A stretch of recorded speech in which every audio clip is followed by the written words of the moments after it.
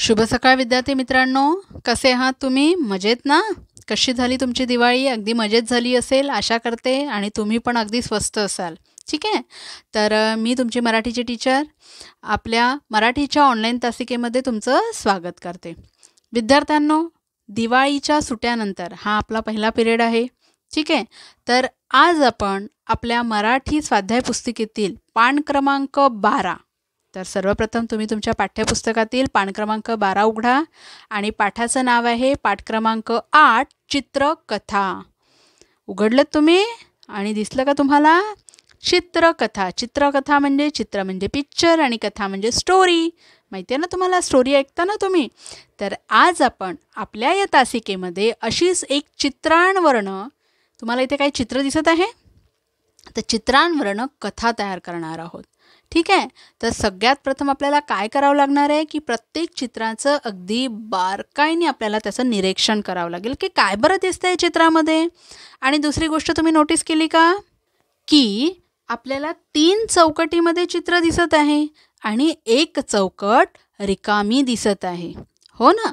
म्हणजेच या 3 चित्रांवरनं तुम्हाला लिंक लावायची आहे की काय झालं असेल बरं गोष्टीमध्ये, आणि त्या अनुषंगाने पुढील याच्यामध्ये तुम्हाला तसं चित्र काढायचं आहे.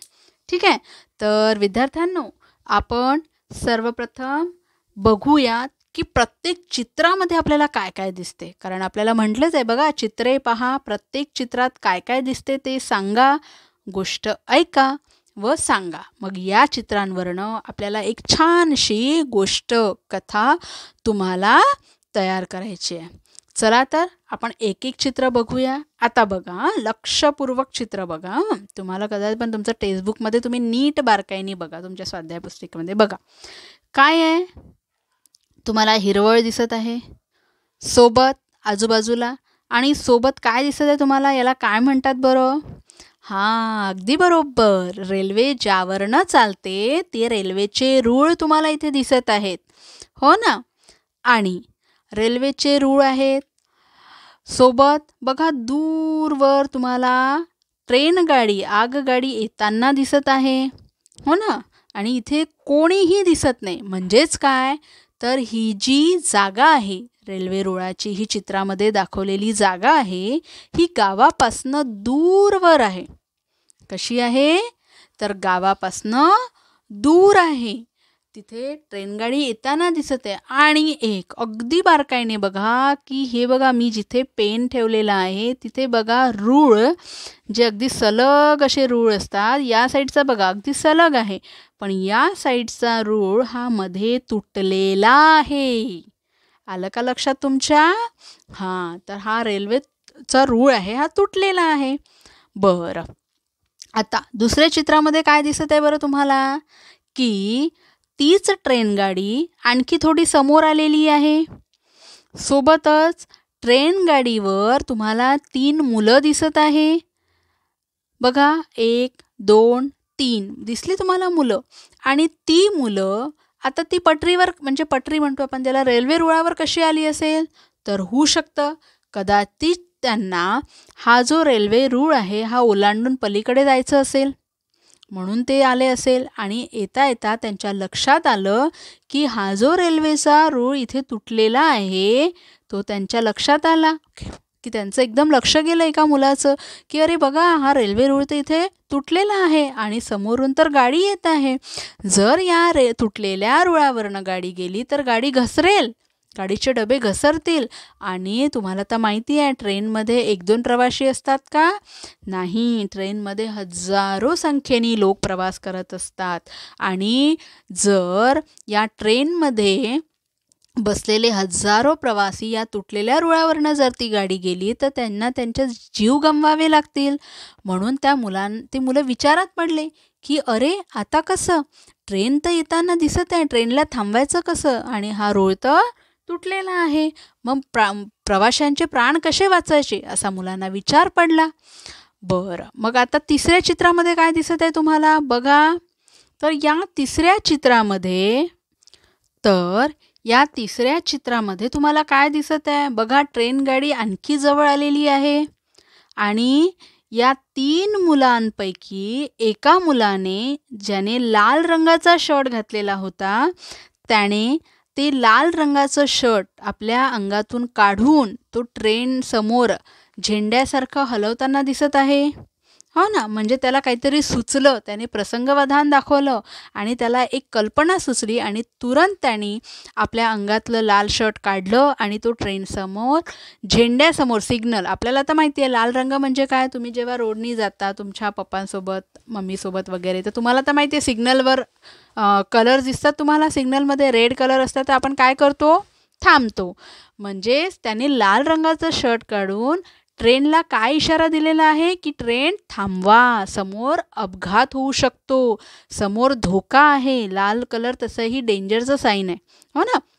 म्हणून त्या मुलाला बघा, तुमच्याच वयासारखी ती मुलं आहेत, पण त्यांना किती छान कल्पना सुचली. अगदी त्यांनी समयसूचकता दाखवली आणि लाल रंगाचं शर्ट काढून त्यांनीच हलवलं, जेणेकरून ते लाल रंगाचं शर्ट तो जो कोणी ड्रायव्हर ट्रेन चालवत आहे त्याला दिसेल आणि तो ती ट्रेन थांबवेल.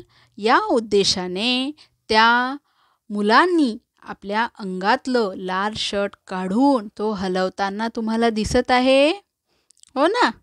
तर अशा प्रकारे आता तुम्हाला विचार करा. ही झाली 3 चित्र, ठीक आहे. पहिल्या चित्रात रेल्वेचे रूळ आणि आगगाडी येताना दिसली. त्यानंतर दुसऱ्या चित्रामध्ये तुम्हाला ती मुलं रूळ ओलांडून जाताना त्या मुलांना तो रेल्वेचा रूळ तुटलेला दिसला.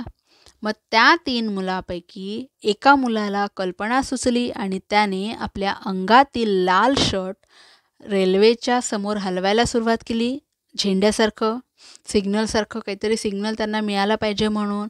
आता या अनुषंगाने ही जी समोर रिकामी चौकट आहे, इथे आपल्याला लिहायचं नाही आहे, इथे आपल्याला चित्र ड्रॉ करायचं आहे. काय करायचं आहे, चित्र काढायचं आहे. मग आता काय झालं असेल बरं, समोरच्या चित्रामध्ये तुम्हाला विचार करायचा आहे आणि त्या विचाराच्या अनुषंगाने तुम्हाला इतर चित्र काढायचं आहे. आता तुम्ही कल्पना करू शकता की त्या मुलाने आपल्या अंगातील लाल शर्ट दाखवलं, हलवलं झेंड्यासारखं, तर ड्रायव्हरचं लक्ष गेलं असेल की अरे, हा मुलगा हे लाल रंगाचं काहीतरी शर्ट आपल्याला दाखवत आहे, काहीतरी कपडा दाखवत आहे. म्हणजेच त्या ड्रायव्हरच्या लक्षात आलं असेल की समोर काय आहे, समोर धोका आहे. म्हणूनच हा मुलगा आपल्याला सिग्नल दाखवत आहे, एक साईन देत आहे की ट्रेन थांबवा म्हणून, हो ना. म्हणजेच काय झालं असेल, मग ड्रायव्हरच्या लक्षात आलं असेल आणि ट्रेन त्यांनी थांबवली असेल. असं तुम्ही एखादं चित्र तिथे ड्रॉ करू शकता. दुसरी आपण कल्पना करू शकतो की ट्रेन थांबल्यावर त्या ट्रेनमधनं ड्रायव्हर जो गाडी चालवणारा आहे तो उतरला असेल खाली, काही प्रवासी पण खाली उतरले असतील आणि त्यांनी जेव्हा येऊन त्या रेल्वेच्या तुटलेल्या रुळाकडे बघितलं असेल तर त्यांच्या लक्षात आलं असेल की या मुलांनी आपले प्राण वाचवलेले आहे प्रसंगवधान दाखवून. तर त्या ड्रायव्हरनी, त्या प्रवाशांनी त्या मुलांचे कौतुक केले असेल, हो ना. आपण असंही चित्र काढू शकतो की ट्रेन थांबलेली, 1-2 व्यक्ती त्या तुटलेल्या रुळाच्या भोवती जमा दाखवू शकतो, त्या मुलांचं कौतुक करताना दाखवू शकतो, हो ना. असं आपण चित्र तिथे दाखवू शकतो. तर सर्वप्रथम आता तुम्ही बघा, मी तुम्हाला आयडिया दिलेली आहे, तर तुम्ही तुमच्या कल्पनेने ते काढू शकता, कारण चित्र ही कल्पनातच रंगलेली असते कथा. तर तुम्ही काय दाखवू शकता, रेल्वेचे रूळ दाखवू शकता, ट्रेन जवळ येऊन थांबलेली दाखवू शकता, त्या 3 मुलांचं चित्र काढू शकता तुम्ही, हो ना. आणि सोबत ड्रायव्हर असलेला तो पण दाखवू शकता, एक किंवा 2 प्रवासी दाखवू शकता तुम्ही. म्हणजे बघा बा, मुलांनी वेळेवर आपलं बुद्धीचा वापर करून, प्रसंगाचं गांभीर्य जाणून, समयसूचकतेचा वापर करून मुलांनी मोठा होणारा अपघात त्यांनी टाळला. आणि मग असं चित्र तुम्ही काढू शकता की ट्रेन थांबलेली, मुलं, म्हणजे कुणाचं नुकसान नाही झालं, कुणाला प्राण नाही गमवावा लागला. आणि दुसरी गोष्ट, सगळे लोक त्या मुलांचे कौतुक करताना तुम्ही असं काढू शकता. आणि कुठलीही गोष्ट म्हटली की तिला एक योग्य नाव असायलाच हवं, हो ना. मग आता मला सांगा, हे जे चित्र आहे ठीक आहे. तर या चित्रावरनं आपण या गोष्टीला काय बरं नाव देऊ शकतो? वेगवेगळी नावं तुम्हाला सुचू शकतात. आता मला सुचलेलं बघा नाव आहे की युक्तीने वाचविले प्राण, हे एक आपण शीर्षक देऊ शकतो कथेला.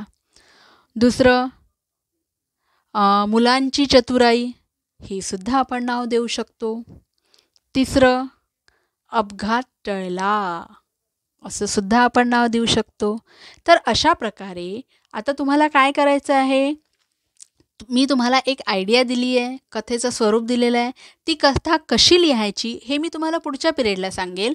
पण आता मी तुम्हाला एक आयडिया दिली आहे, चित्रांचं वर्णन सांगितलं आहे. आपण यावरनं एक छानशी चित्र तयार करू, मी तुम्हाला सांगेल ती, ठीक आहे, लिहून देईल. पण तुम्हाला काय करायचं आहे, पहिले एक काम करायचं आहे की या अनुषंगाने तुम्हाला इथे एक चित्र काढायचं. काय काढाल? रेल्वेची रूळ काढाल, ट्रेन थांबलेली दाखवाल, ते 3 मुलं तिथे बाजूला उभे असलेले दाखवाल, ठीक आहे.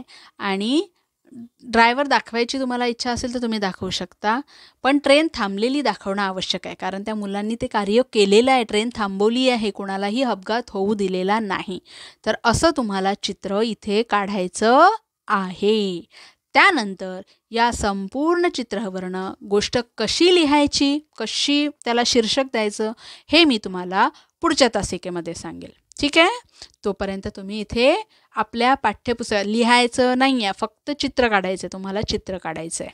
ओके, चला, थँक्यू.